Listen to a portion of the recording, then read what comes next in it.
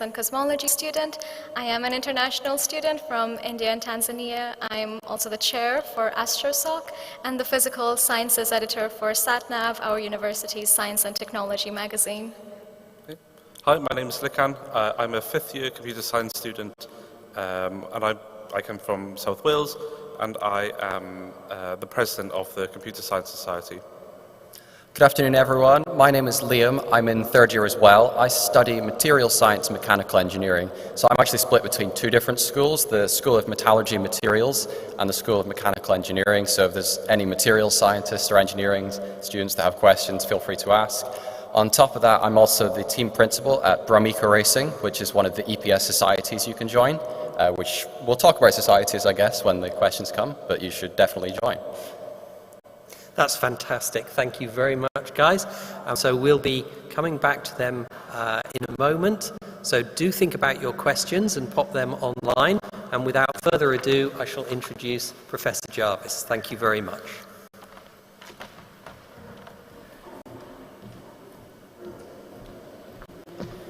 Right, good afternoon, everyone. And of course, we're still in this world, aren't we, where we say good afternoon, everyone in the room. Very nice to see you.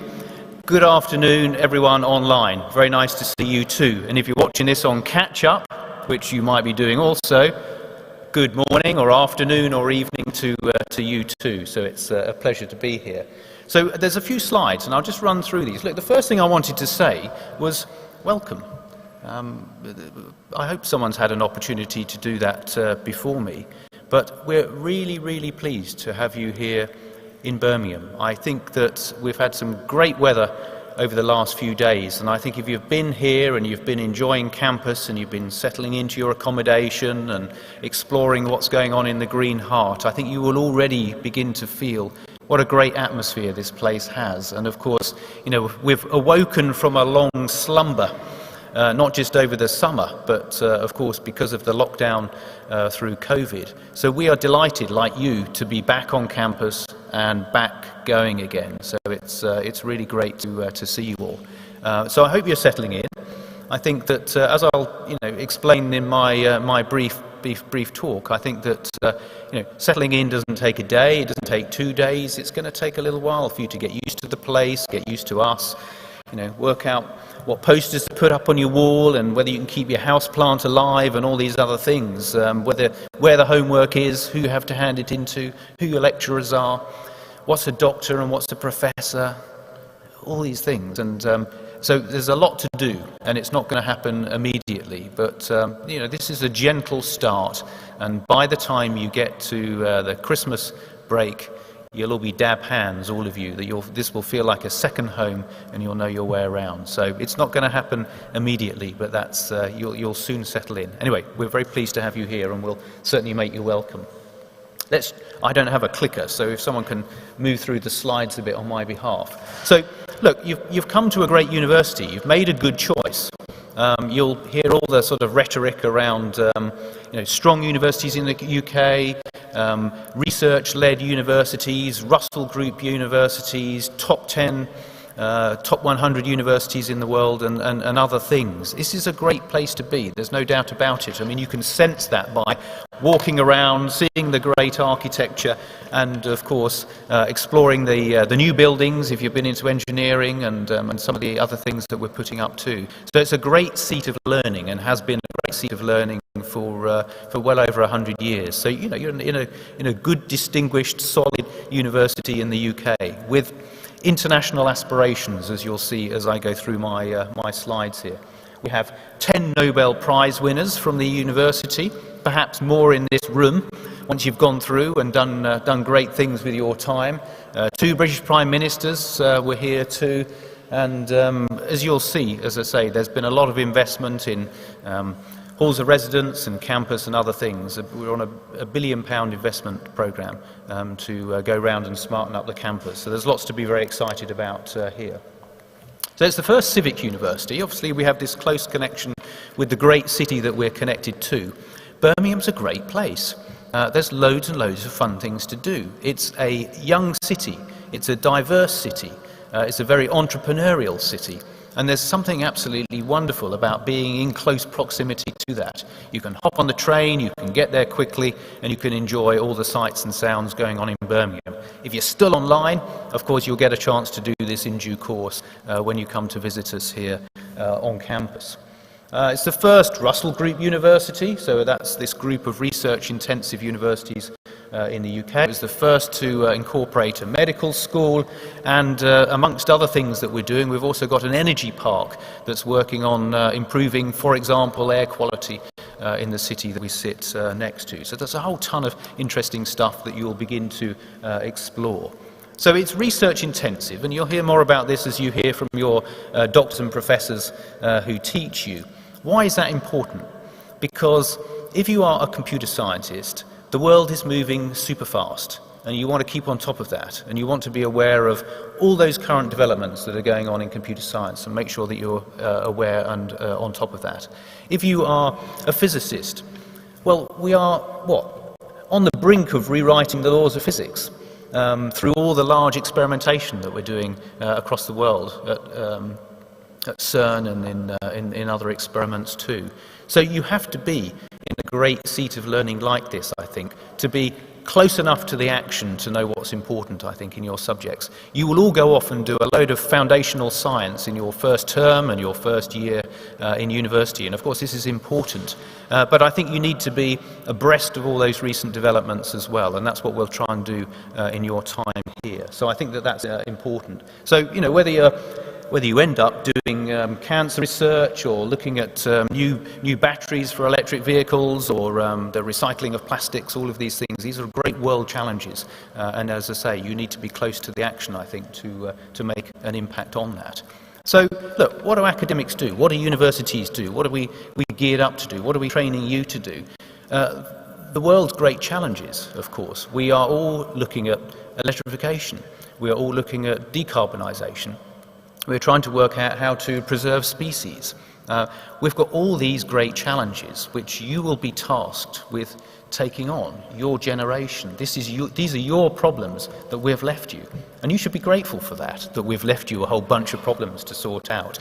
But of course, what we hope to do here in your time at Birmingham is equip you to be able to solve some of these challenges together. So it's a great, great place to be. Now, engineering and physical sciences. So who am I? So I'm the head of engineering and physical sciences. You'll hear it called EPS. The more you spend time here in the university, you're all members of EPS. And of course, inside EPS are 7 schools, and you'll be a member of one of those schools too. So that's the setup. That's how things work. You can talk to me. I'm not so alien. I know I wear a tie, but you can catch me outside, you can see me in the Green Heart. I live in physics, so you'll see me from time to time, and you should feel free to email me, whether it's a problem about your accommodation that you can't get sorted out, whether the food is rubbish and you can't find a decent sandwich X anywhere, or if your classes are late or your coursework's too hard. All of these kind of issues, it stops with me. So I'm very happy to try and sort these things out. And I do. I get requests all the time, and I'm very happy to chase them up on your behalf. Now, I don't want to go into detail in all the 7... Any chemists in the room? Right, good. You are in a fabulous School of Chemistry, and on here is just a sort of a montage of some of the exciting activities that go on. But what I'll do is perhaps choose one from each of the schools as we go through. But Andrew Dove, one of the professors in chemistry, is looking at the challenge of polymers in plastics and how we can create recyclable plastic material. So all those images that you see of plastics washing up in different parts of the ocean, of course, and you know, breaking down into these molecules that work their way into the food system and other things. He's looking at that stuff, and he will be teaching you, and he's a great instructor, and you'll have a lot of fun working alongside him. So we have a great School of Chemistry, and at some point during your course you'll move into the new School of Chemistry, which we're building right now. Who's in chemical engineering? Hands up. The person next door, that's right. Oh, and some over there as well. What sort of things are we trying to solve in chemical engineering? Well, one of the great challenges that chemical engineering were looking at, they were working with cleaning manufacturers, so domestic cleaning products, dishwasher tablets, for example, or the powder that you put in your washing machine. But of course, one of the great challenges there is how do you clean things at lower temperatures?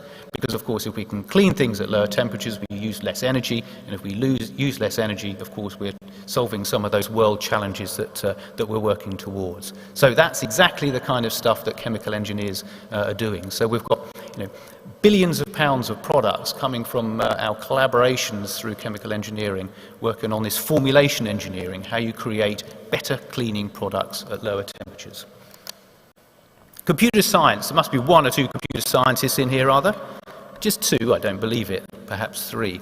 I'm a computer scientist too, very nice to see you. Let me choose an example from there. The key fobs that owners of expensive cars use to lock their cars and open their cars. Of course, you'll all know that you can hack these, and we've demonstrated that ourselves because we hack these key fobs to get into these expensive cars too.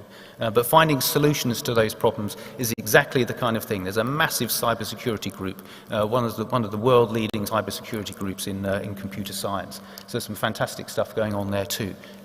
Engineering. Any engineers in the room? Great. We have got a hydrogen-powered train that's working its way up to COP26, this big conference that's going on in Glasgow. It's the first hydrogen-powered train on the British Railways, built here in Birmingham by the engineers in Birmingham. So, fantastic work. Maths, optimization problems. We've got work going on in mathematics in all different areas, even including supporting fertility and fertility treatment for parents who want to conceive. So mathematical modelling approaches, of course, are used everywhere, not least during COVID, of course, to understand the epidemiology problems and the spread of the disease itself. Right, we're nearly there. Met and Matt, any material scientists in the room? We work with Rolls-Royce on building their turbofan jet engines for aircraft. It's an enormous challenge trying to, those jet engines work at beyond the melting point of the materials used to create the engines themselves. Just think, how on earth does that work? How could you possibly run an engine that's beyond the melting point of the materials that you use? But that's exactly the kind of problem that our material scientists are working on.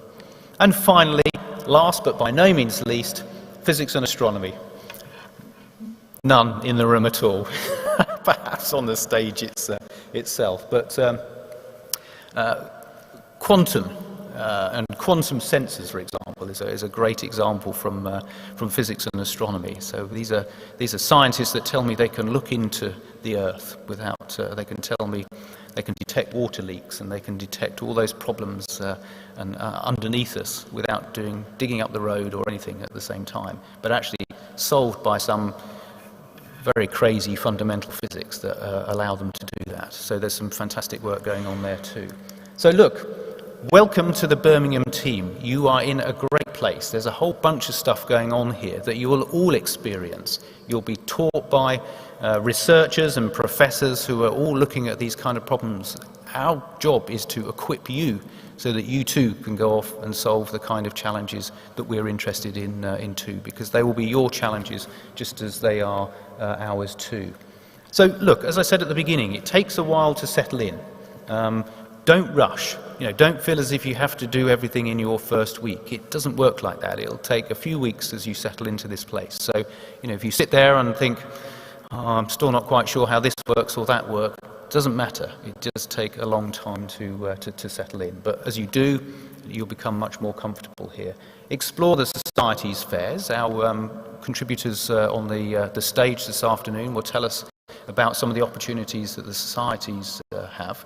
So, of course, that's the learning alongside your more formal material that you'll get from your lectures as well. How you can take some of this stuff into practice, and sometimes in very fun ways, and they'll explain how that works too. But finally, look, talk to your classmates. You'll learn as much from your classmates and your flatmates as you will from us. If you have any questions, just ask us. It's a really, really, really warm and friendly community. No question is too dumb to ask, and I don't know where some of the buildings are on campus, and I still ask. Just, there's loads of people out there. One of the people out there will know the answer to the question that you have.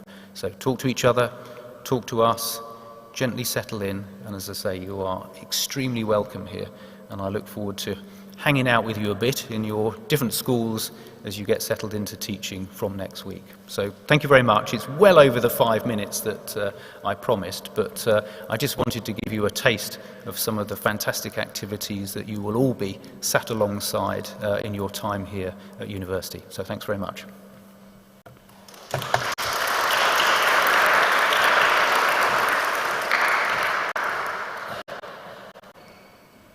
Thank you, Stephen. So, if we could have the Slido slide up, that's great. Please, if you've got questions, do start putting them onto the Slido board. I'd like to come to our panel.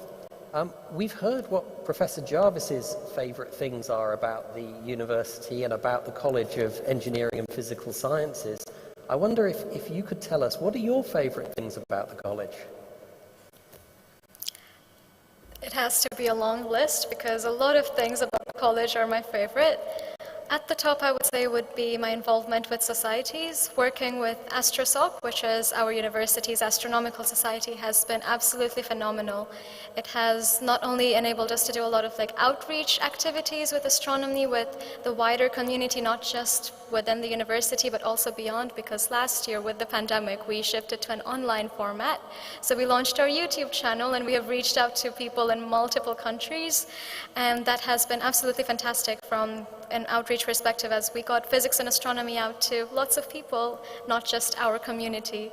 In addition to that, I would also like to highlight the research that goes on in the department, and that is one of the reasons that I chose to come to Birmingham amongst all the several universities that I had applied to as an international student. In fact, I recently finished a research internship with the Exoplanets Research Group, and that was really nice because you get to be a member of an ongoing research group, and you get to do that. I did it as a research intern. You could also do that as a student, as you get to experience things in labs and lab projects as you go through the university years, and just that feeling of being at home and being a part of a wider research community. That has to be my favorite part. Brilliant. Yeah, for me, my favourite thing about Birmingham is a bit more tangible, I'd say. It's definitely the campus itself. It's the environment, it's the city that we live in. Coming to Birmingham, we're a campus university, and you might have heard the term red brick university before, and it's true. It's red brick everywhere. We're in Aston Webb today, and it's such an amazing space, this building. And yeah, that's why I came to this university, is because of how nice it is to move to this up-and-coming young city. I come from a small town in South Wales, and it's definitely a big change that I was looking for when I came to university, and I guess that's why I came here. Yeah, that's my favourite thing about Birmingham. Yeah, awesome. I'm the same as Amwesha. I think my favourite part is the societies that you can get involved in here. Me personally, I run one called Brummika Racing, where we design cars to try and go as far as possible using the minimum amount of fuel, so basically fuel efficiency. And as you heard with our focus on sustainability, this is really the future. The great thing about these societies is it allows you to take what you've learned in your lectures in your course and apply it hands-on, not just for engineering. We've got students from all across all of the schools. And on top of learning new skills like this, they also provide loads of opportunities for you going forward as well. For example, through Space Society, that's one of the other societies you can join, building rockets and stuff. We won our competition last year, so we've actually, as a society, been invited to Scotland. We're going to tour a rocket factory up there, so we're all excited about that. And of course, that puts you in a great footing for getting jobs and internships after you've left university as well. So there's lots of great opportunities that you can get involved in, and I highly recommend that you do. Thank you very much, all three of you. Professor Jarvis, we've had a question here about the new School of Engineering building. And a question, how is that going to make life different for new students who are joining us this year and getting to experience that? That's a good question. I've just come from there actually, so I've just in fact, I had a meeting just now with Deutsche Bank, who, and actually this is a good example, isn't it?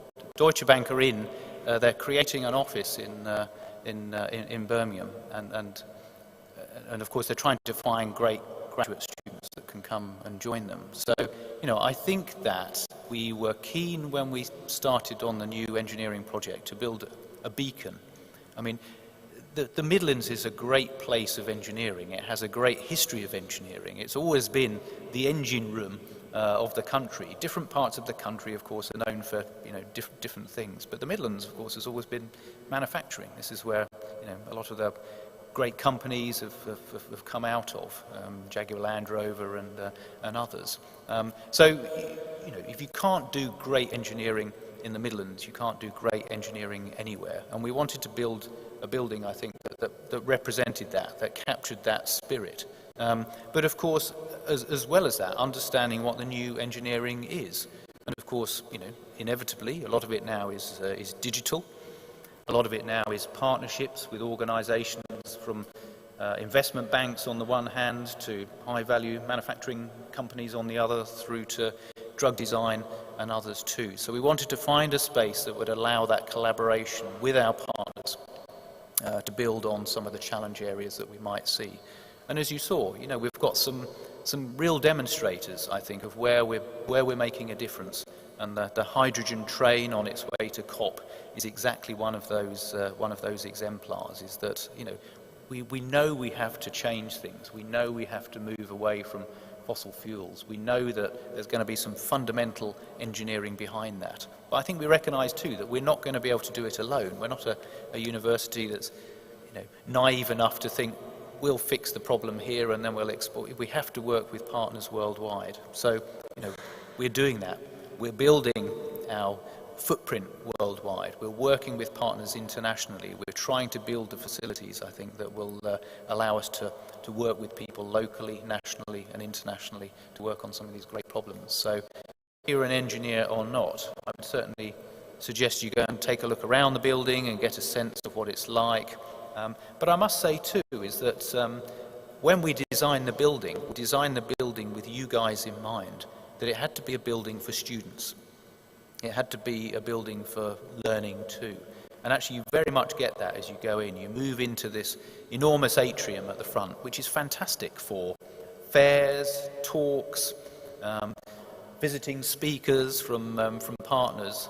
And the ESO office, the Education Support Office, is just on your right-hand side as you move in the door. So if you've got work to hand in or questions to ask, or you're asking about deadlines and other things, it's just there as you walk through the front door. So it's we've tried to get the design right all the way through. But I'd certainly recommend that you go and take a look around it if you haven't done so already.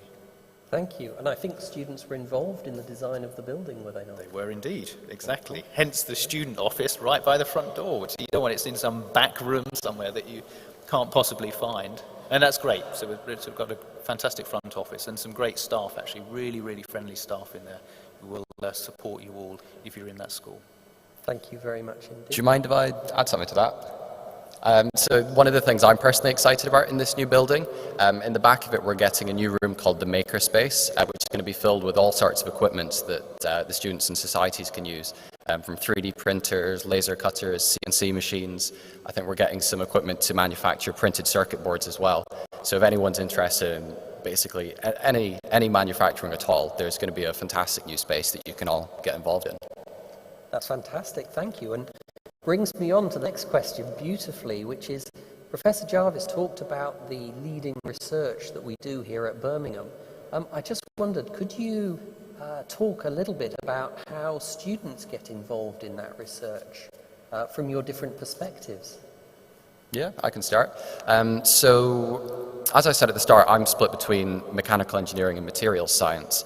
Materials science, for example, There's a lot of work in our School of Metallurgy and Materials about battery recycling, which is obviously very important as our vehicle fleet across the world transitions from internal combustion engines to batteries. Obviously they degrade and we need to recycle them, reuse that material so we don't run out.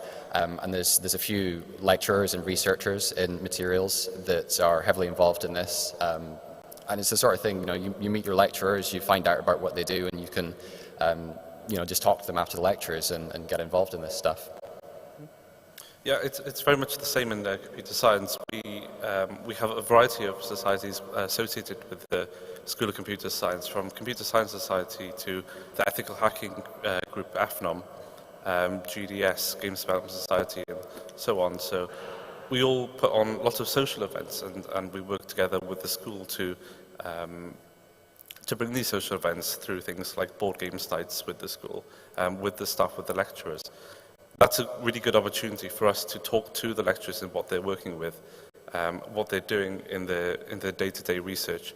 And just to shout out the other groups, AFNOM in particular, are really focused on the cybersecurity. So they work with the school's cybersecurity research to bring really good events for the students and just really build up a really good community in the school and within the college as well. I guess I would share more of a research-based perspective and along with some of the involvements that I have been working with and how I got those opportunities. So for instance, the physics department, it is a research-based department entirely, and I kind of think of myself as an experimentalist. I learn best through research.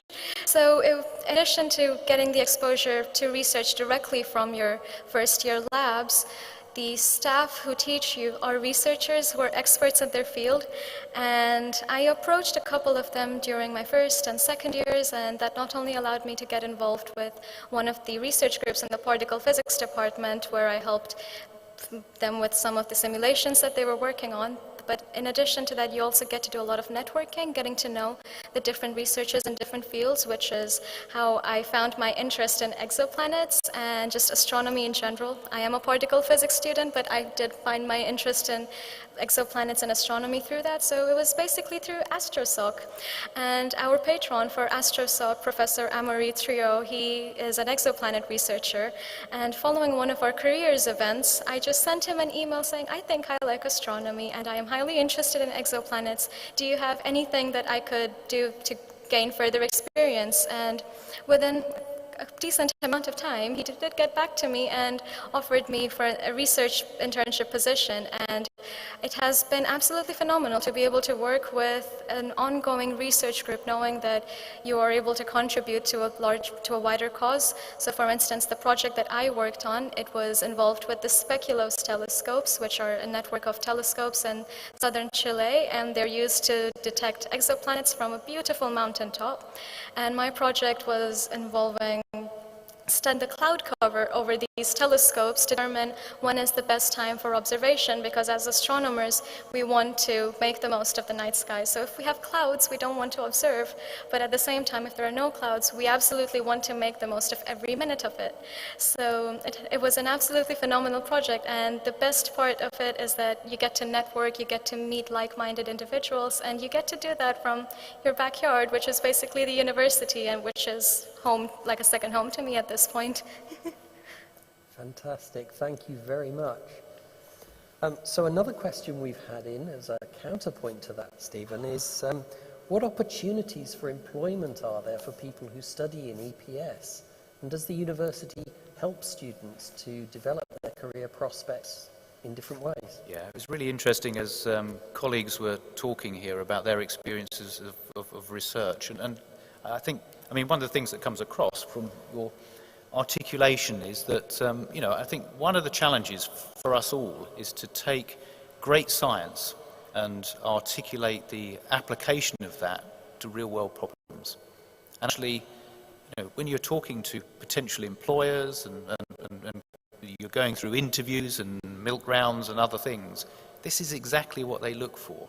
Now, inevitably, they want to employ smart people, but they want smart people who can translate fundamental ideas through solutions, or through different solutions to problems into product and otherwise. I mean, the exoplanet work's a very interesting example. I know that work that's been done in exoplanets and on imaging has been used in hospitals for example, brain scans to detect and monitor cancer growth. So, all of the stuff that you do, whether it's in met and mat or engineering or computer science or otherwise, of course, always has translation into some other place. It doesn't mean you'll necessarily become a computer scientist. You may become a computational biologist. But what you've got to be able to do, of course, and this is what we'll try and help you with while you're here, is, to understand how things work, of course, fundamentally, but then understand how you can take that and apply it to problems in your domain area, but then think more broadly than that. Now, what can I do with that? What can I do with that cybersecurity research that I've learned? How can I apply that to, I don't know, forensics or some other particular area? And I think that, and being able to articulate that as best as possible to employers. So, of course, we do all the usual stuff. We bring employers in, we sit you down with them. There's these co-projects where employers set projects and you can work on those together. We invite them in, we have fairs, jamborees, they give out free key rings and beer mats and all these kind of things. All of that happens. But actually, I think the most important thing of all is, as I say, being able to, take smart scientists who are able to translate solutions into real-world problems. And actually, isn't Birmingham the most sought-after university for graduates? I think in the recent table of that, and I think it's because of that articulation. And you'll sense that. You've come from a group of smart people who are all going off to smart universities, but you'll know that some of them are much better at standing up and saying, "We've got this. This is how it works. You could do this, and then you can solve that problem." And that's the stuff that we'll work on together. And I think that's one of the key benefits, I think, of coming to somewhere like this. Thank you.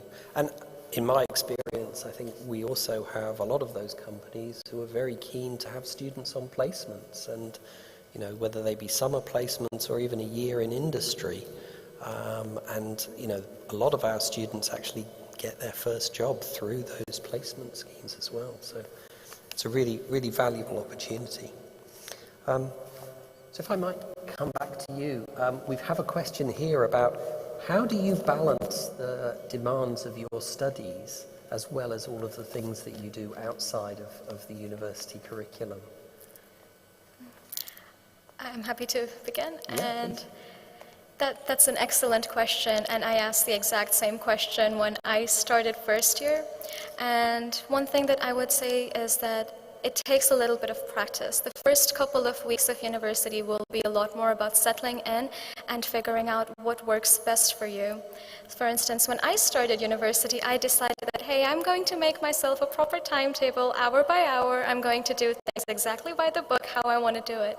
But as you will come to know, university is a very spontaneous place. There's exciting things happening all the time, and you also want to balance your studies with that. So one thing that I learned from university, which has my biggest takeaway so far, is that you're not alone, and studies do work quite well when you collaborate as well. So for instance, I can give you an example from my first year, for instance. So I'm the kind of person who I study on my own.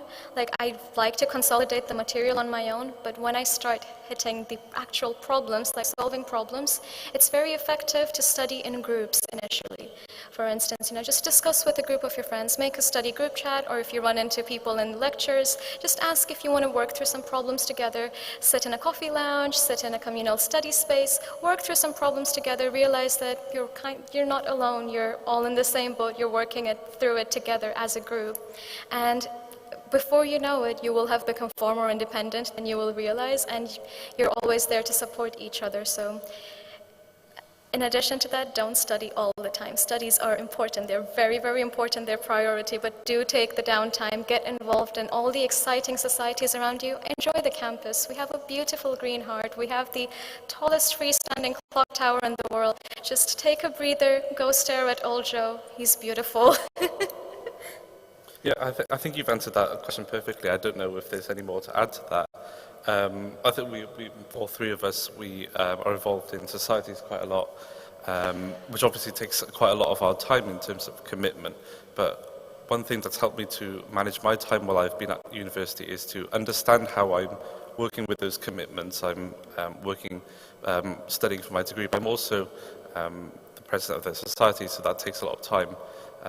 So what works for me is to create my calendar, to understand my schedule during the day, and then work in some leeway to do those exciting things, as you said, to join those opportunities, those events that crop up in your timetable. And yeah, I think that's what I would do. Yeah, I'll try and be quick on this one because I don't want to repeat these things, but you've just got to take the time and find out what works best for you. I mean, if I'd place a bet if you were to type into Google right now, like how to relax from university life, it might come up with like one practice, meditation or mindfulness and stuff, and that might work for you. Personally, I've tried stuff like that. It doesn't really help me. So yeah, just find out what works best for you. And definitely, when you're doing your schedule, is plan times to relax. And even if your work's piling up, don't let that overtake your relaxing time, because you need that time to stop yourself getting burnt out. Can I add something to that real quick? course. Sleep is very important. Yeah, that's all. Sleep is, Yeah. I like that, absolutely. So, thank you for that. You can imagine that we've got a number of questions here about concerns, anxiety about COVID and the safety of campus and a recognition of the disruption that many new students have had to their education over the last couple of years. And I just wonder what thoughts and assurances can we give that the campus is a safe place to be and that we are thinking about that. Stephen, would you like to start us off? Yeah, thanks.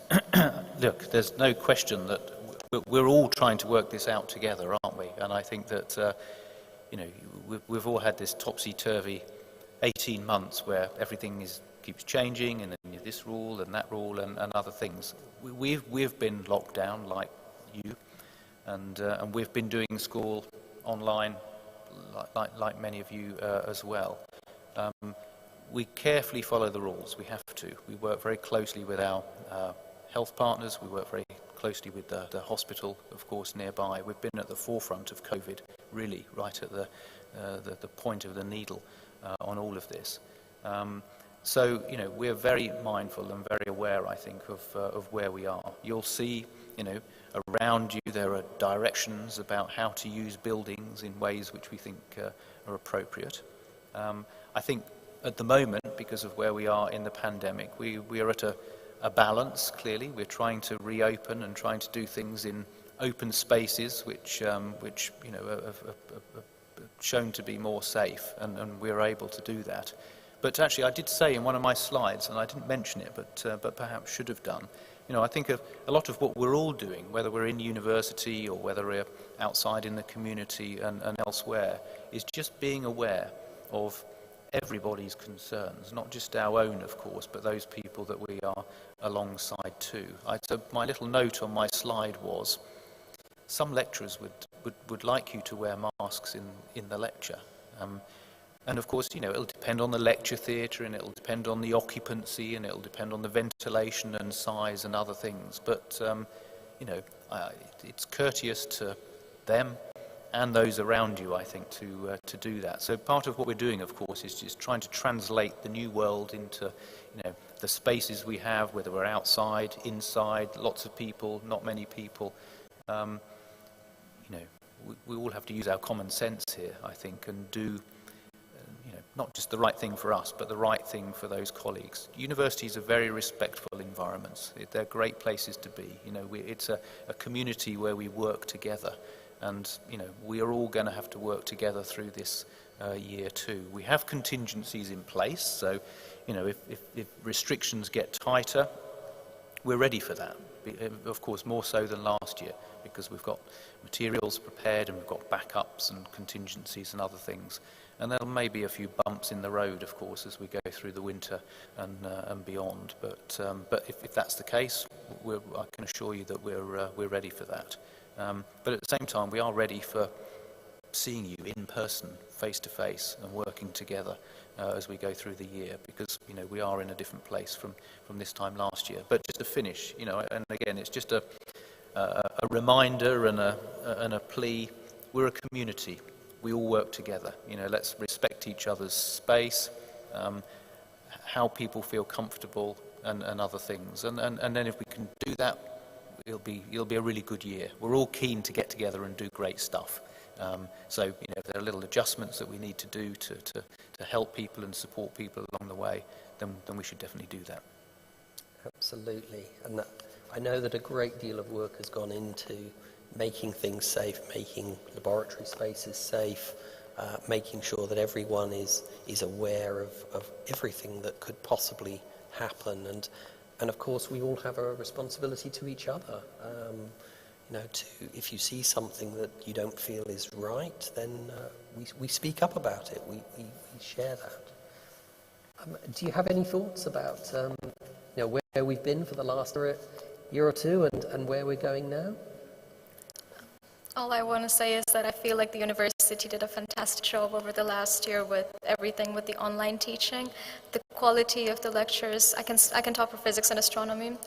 They were the absolute highest quality lectures I could have imagined, and the staff have been incredibly supportive, and the well-being services were also very, very supportive, as the last year was not easy for the students or the staff, and the well-being team, they listen and they care for you, and this is a university which cares for its students, and I can vouch for that.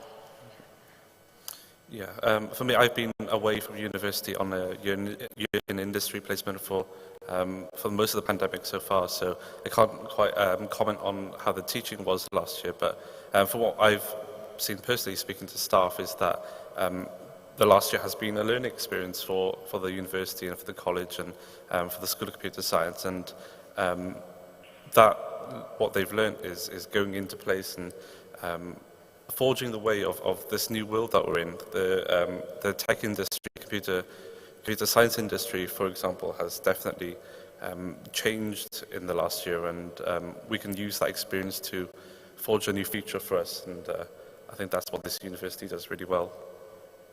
Yeah, I mean, there seems to be a lot of good planning that's going on for what's going to be done this year. I think all the content will be released online, so if anything does happen, it will all still be there. But then for those who do feel comfortable going in person to the lectures, they'll be in person as well. And I mean, probably the only thing that hasn't been mentioned already, if you haven't already, get vaccinated.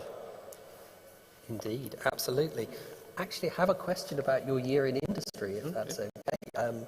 How did you find looking for that placement, and did you receive any support in trying to find it? Yeah, so I worked at a software consultancy company for the last year. They have a Birmingham office, which I was going to be based in, but I did end up working from home. In the instance of the computer science year in industry in particular, it's not a job that's given to you. You do have to find it yourself. And Birmingham is one of the universities which employers are really looking forward to, looking for students to employ from. So the university has, of course, plenty of support from the Careers Network in particular. They help you with your CVs, your interviews, your assessment centres. The Computer Science Society, we've also put on lots of careers events to help you into those roles as well, and all of the things you learn on the course as well definitely go into preparing you for finding jobs, as we mentioned earlier. So there's plenty of support. Brilliant, thank you. Yeah. So one of our most as we begin to wind up here, so one of the most popular questions on my list here is, what's your favourite part of the city? So maybe we can run down the line. Yeah, sure. I mean, obviously I haven't been in the city for the last year because of COVID, but I mean, one of my favourite places is probably the town centre around New Street Station. If you like coffee, there's some great coffee shops there. And also during Christmas, they do a great Christmas market there, which is always great fun to kind of go with your flat or your friends. So definitely check it out when it's Christmas. Yeah, I would definitely second that as well. I really enjoy the Christmas markets, and I'm really looking forward that they're coming back this year. I think we've had that news. Another part of the area of Birmingham that I enjoy is Digbeth. It's got a really nice culture that I've recently discovered that area. Places like the Custard Factory, for example, have lots of good entertainment and definitely a place to visit. I think my favorite place would be a little bit different from that. I am a huge fan of green spaces, so my favorite is actually Winterbourne House and Gardens, which is right next to the campus. It's a beautiful botanical garden. They have amazing, stunning plants, and there's like water bodies around as well, like little streams and bridges, and they have a little foresty walk, and Winterbourne is like 5 to 10 minute walk from where we're sitting right now. So it's a great way to take a breather from the hustle and bustle of the city if you're more like me. And I guess there's lovely green spaces up near the Vale, which I guess many people may be living in this year. The Vale Lake is stunning, and I heard it froze over last winter with plenty of snowfall, so if it snows again this year, you're in for a treat. Fantastic. Stephen, Me? what would you say? Look, you're going to groan now when I say it. My favourite place is here. Now, why is that? Because Birmingham's a great city, and I'm a city boy. I like being out in the city and enjoying it. So go out, enjoy the shopping and coffee and nightlife and all these other things, which of course is just on your doorstep. But there's nothing like, after a long day in town, coming back to this place. And actually, as you do so, as the semester goes on, and you come back and it's all floodlit, and you can see old Joe in the distance as you come out the train station and walk back to campus, there's nothing like it. That's fantastic, thank you. And another question would be, for somebody who's coming to Birmingham for the first time, maybe the first in their family to come to university, what would you suggest as being something that they should put high up on their list of things? Anyone? Okay. I think this advice I would say to everyone. It doesn't matter if you are a first in your family to come to university, but get involved with all the different opportunities that are presented to you, like the ones that we've talked about today. Societies, volunteering, even finding jobs and placements. Just get involved with what you want to do. This is a few years of your life. You're at university. You might not get a chance to go to university later on. So take on board all of these chances for you to enjoy yourself while you're here. I guess I would say connect with people as much as you can. Connect with your flatmates, connect with people in your year. And this is advice that, again, I would also give like anyone in general, because, for instance, it's not necessary that you find your closest friends in university within your first couple of weeks, for instance, but the wider you expand your networks or your circles, for instance, there's a higher chance that you will find someone at maybe, let's say, at a society social that you would never have encountered on your year, for instance, that you will get along really well with, and you could be maybe, let's say, amazing friends for the rest of your university / your whole life even. So just get out there, connect with people. We are a global university. There's people from all over the world. You never know who you'll run into and what exciting experience they may have to share with you. That's fantastic, thank you. Stephen, there's an interesting question here, I think. Is there much competition between the schools within EPS? Oh yeah. Actually, less so between the schools in EPS, but between the colleges. Yeah, but don't tell my other heads of college that this is the case, but clearly EPS is the best college. But there are various events throughout the year where we get to test ourselves against the other colleges. I must say we don't have a perfect record at the moment, but looking around the room here, I'm very confident that things like University Challenge and other things that we might get involved in, where we pit ourselves against the other colleges, we're definitely going to be in the forefront. So let's hope so. Gentle competition between the colleges, but all in good spirit, of course. Absolutely, and I believe there are some competitions in a sort of sports field between different schools and colleges. Yeah, I remember in my first year, so the year before COVID, one of the last events we had before we were all sent home in lockdown was the EPS, I can't remember what it's called, but it's like a sports competition where all the different schools or colleges or societies make sports teams and compete against each other in like football, rugby, just any sport you can think of. So there is some light-hearted competition if you're interested in that sort of thing. Yeah, so that's the EPS trophy. That's one of the other EPS societies.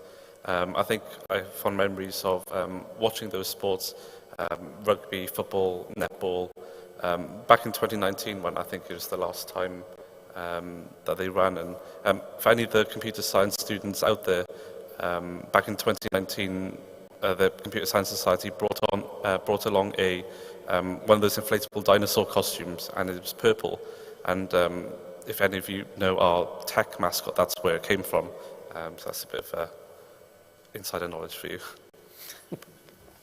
And I think the eco racing team, the mechanical engineering Formula student team, lots of different activities that go on with a competitive edge, not just within the university, but also nationally, I believe. Yeah, I can pick up on that quickly. So my team, Eco Racing, we compete in a worldwide competition actually called the Shell Eco Marathon, which, as I said, is fuel efficiency. So yeah, we get teams from all across the world will come into, the last event we had was at the Mercedes-Benz test track, and teams from all across Europe in this one came to compete and see who had the most fuel efficient car.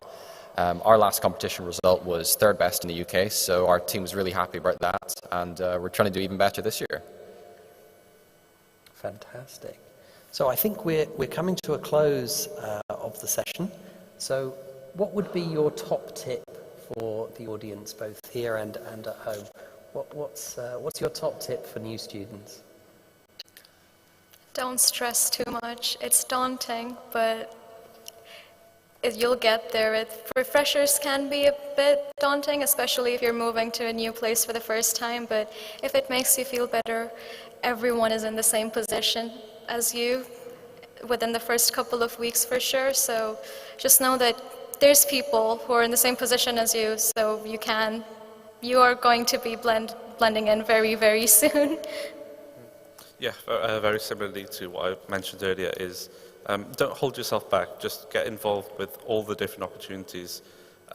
Get out there, meet friends, meet new people, and meet the people you know, friends with for life. Yeah, I mean, especially in first year, of all the years in unis, you'll have the most free time. You'll have some free time, but the most of any of the years.